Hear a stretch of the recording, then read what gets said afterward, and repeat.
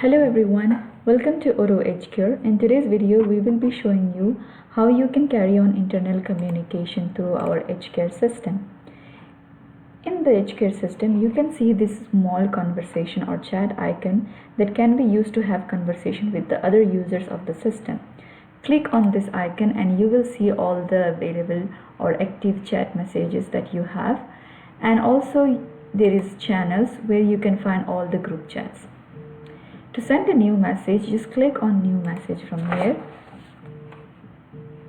type the username, then select the username, and then the available chat history will be appearing on the screen.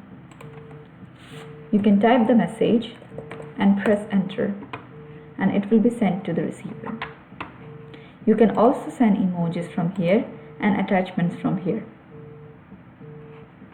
An admin user can also create group chats, and all the users included in the group will receive an invitation to join the group chat. Now let us go ahead and check how this will be reflecting on the receiver side. Logging in as a reception user, you can see that a notification is indicated on this chat icon. Click on the icon again and you can see the new message that I have received, and you can see also the group messages here.